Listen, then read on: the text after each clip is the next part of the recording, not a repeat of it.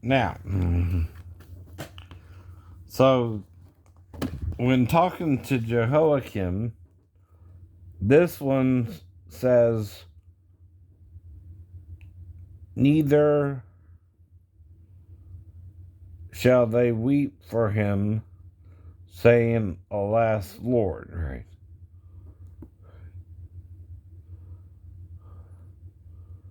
They shall not bewail him, saying, ah, brother. Now, in the Hebrew, though, in the King James Version, there's something more there. Therefore, thus saith the Lord, concerning Jehoiakim, the son of Josiah, king of Judah, they shall not lament for him, saying, ah, my brother, or ah, sister. Why is that included, right? Here, but not in the Septuagint, right? Because in case he's married, right? Now, Jehoiakim is also in the line of Jesus, right? But he was taken captive into Babylon, right? Though God said to write him childless, right? As well. But yet, who had a son, right? That's weird. They shall not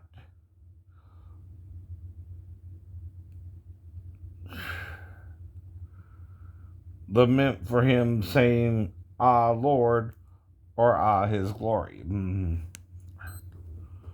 Now, the word glory there is Hod, which is just Howd, right? Now, Yehovah, right, is an alternative way to say the divine name, right? Most people today use it because of King James, right? They're called the Jehovah's Witnesses, right? They also think Michael and Jesus are the same being, right? They might not be wrong in that, right? But we're all what? Human. No man is perfect in his sight.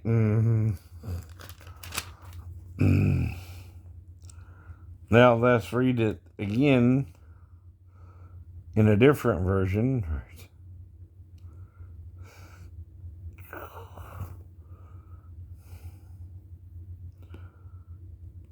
Therefore, this is what the Lord says about Jehoiakim, son of Josiah, king of Judah.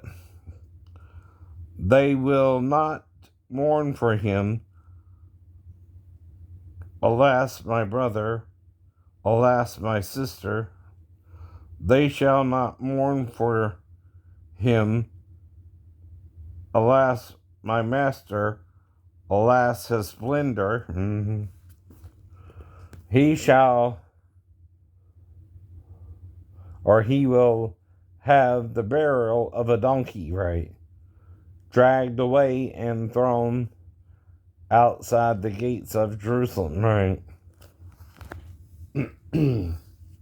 Now, why does it say sister, like I asked again, and splendor, right? Right. That's a little odd. Now, we're reading, though, 3 different versions, right?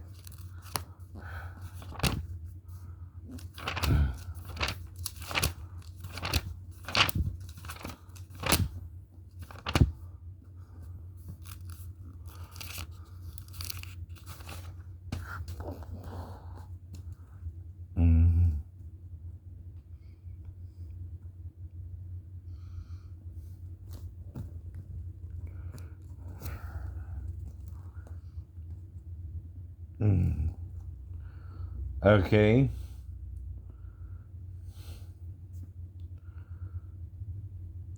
Assuredly, thus said the Lord concerning Jehoiakim, son of Josiah, king of Judah, they shall not mourn for him, ah, brother, ah, sister.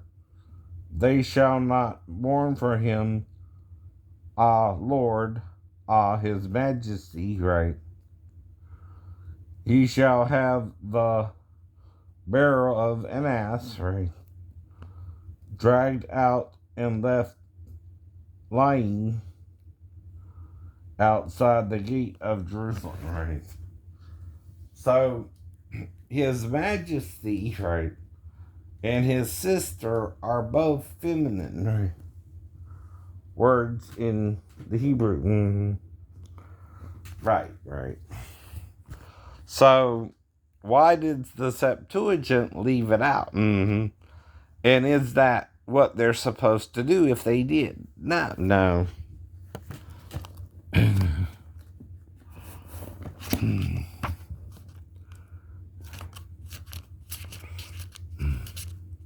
When a prophet speaks, right? Mm-hmm. You're not to change what he said, right?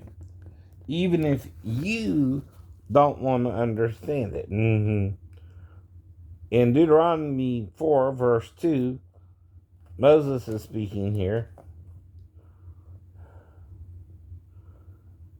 I believe. It says, you shall not add anything to what I commanded you, or take anything away from it, right? But keep the commandments of the Lord your God that I enjoyed upon you. You saw with your own eyes what the Lord did in the matter of Baal Peor, that the Lord your God wiped out from among you every person who followed Baal Peor, while you who held fast to the Lord your God are all alive today, right? So, yet, is this saying we're immortal or something? Not exactly either, right? Everybody is dying. I know. Even Jesus died maybe twice. Maybe once before the foundation of the world, which would be in Eden, right? Jesus died there, and on the cross. I know. But wait a minute, that's almost 4,000 years apart. How is this possible? He's not just a human being, right? He's the image actually we were made from, to be made in the image of God, right? And if his image is both male and female, men have been ignoring that. So they could play God with the power of life and death that Satan gave them by knowing good and evil with him, right? Yeah. So the problem is, though, you do have rights and things like that, right? And you can make mistakes, sure. But when the Septuagint translators leave out, two other points, right, that Jeremiah made, he's deceiving the Greek people by saying the wrong thing that Jeremiah didn't fully say. But they're telling you part of what Jeremiah said, just not all. He said, right. So just as some people are afraid to interpret the Bible further, right? You also cannot, again, take away from something that's said. Like in Isaiah 60:16, right? First, it's talking about sucking milk of the Gentiles. But then in the twist, right, it talks about kings, right, with breasts of a woman, right, that you can suckle at, right? Now, the woman in Luke 11:27 and Jesus on the cross, he's talking about something there, having to do with nursing a child and burying a child, right? Some will say in that day, right, that it would have been better for some not to have been born, right? And that's why you get confused, right? Men can ignore a word. And if you do that, you're taking from the real meaning of that word, right? You're lying about it. You also cannot take away from the word paps, right? Which men are trying to pretend they don't know what it means, right? When really it's associated with a woman, and you know it usually. And Christ transfigured, two other people appeared with him, even though the disciples thought it was who, right? Moses and Elijah, right? But Jesus told them John the Baptist was Elijah, and he was beheaded before this happened, right? So what's going on here, right? You can't also deny that in the concordance it's associated with the breast of a woman, not a man, right? Same with the two words used in Luke, right? It's describing Jesus when he was a child and being suckled by Mary, right? And she gave him her breast to nurse from, right? It's also talking about in the future, they will say the reverse of that. Blessed are the paps that never gave suck and the wombs that never bore, right? That's because we're destroying our planet from within and don't know what the hell we're doing to it, right? See, we're putting all of these extra chemicals in the air. You don't know the effect of that. You're just doing it anyway for profit, meaning money, right? Now, there's two kinds of profits, though. There's a profit of the Lord, right? And then there's a profit to make money, right?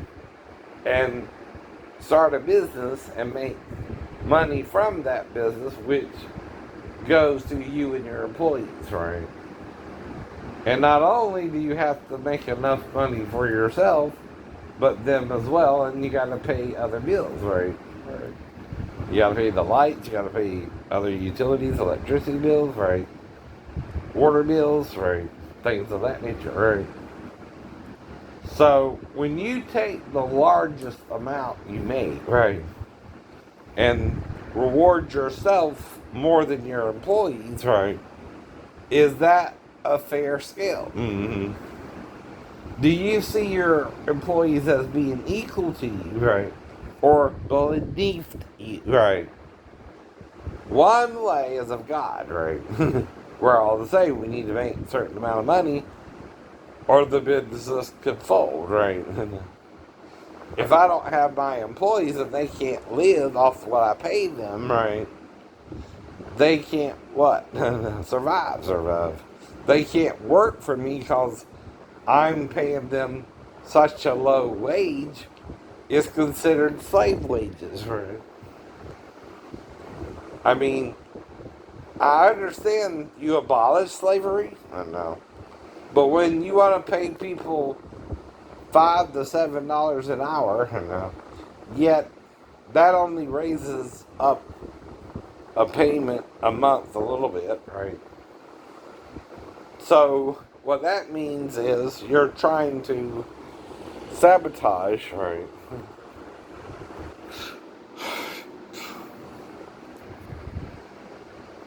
your employer, he, and then you're one working for you, and you're not paying them enough money to live off of. You're treating them like they're your slave, and they owe you more work for less money. Ain't that the same thing? Isn't a low minimum wage just slavery in another form, right? Yeah. That's what I mean too, right? If I was to go out there and try to find a job today, there's no way I could really survive, right? Because I wouldn't make enough money to really live off of, right? I know. I would have to get 2.5, I know, maybe even 3 jobs, right? Now, I'm not saying white people or black people don't have the same problem we do, right? We're all free, right? But you show more favor to those who are already rich, I know, versus those who are raised in poverty, right?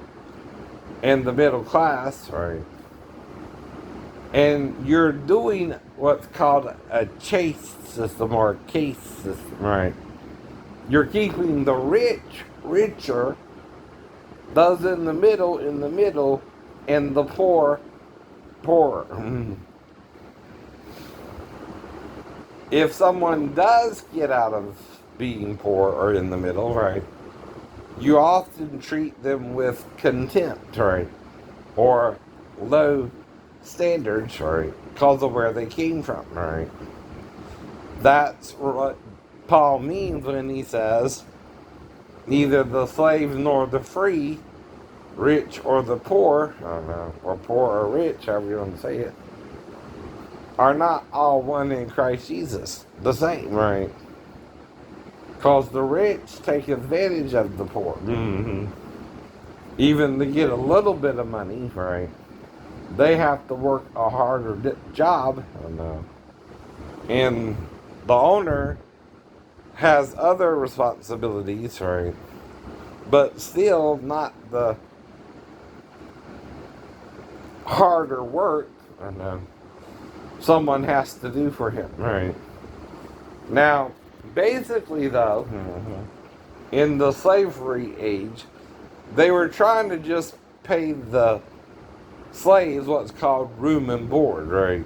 You know, they gave them a place to sleep, food to eat, right? Things like that. But they didn't pay them anything for the labor. Though they reap profits from the slavers, right? And the slavery trade, right? I know. That's how they made money until the slaves were free. And that's why that's wrong, right? But it's just as wrong, right, to pay low wages to your employees, right, when they need more money to live off of, and you're also raising prices, trying to cover the money you have to pay your employees, right? That's so they can have money. Dude, you're being greedy when you don't allow them to make enough money to live off of, right? You're still paying them a low wage, I know. They might have to rent a room, right? And sometimes a room could be more expensive than an apartment, right? But at the same time, either way, You gotta pay your way. So the problem with the new system is it's just as corrupt as the old system if you're not paying us enough money to live off up. Don't you get that, right? Or do you just not care, right? And that's kind of the whole point, right? It's like you're only hearing half of what the prophets say, right? And you're more focused on the male than the poor, the female, or those who are beneath you, right? Whom you consider Gentiles or barbarians or uncouth or uncircumcised, right? That's wrong too, right? It ain't no better because, again, you're the problem, right? Either way. Not God and Jesus, right? All right, have a good day. Bye-bye.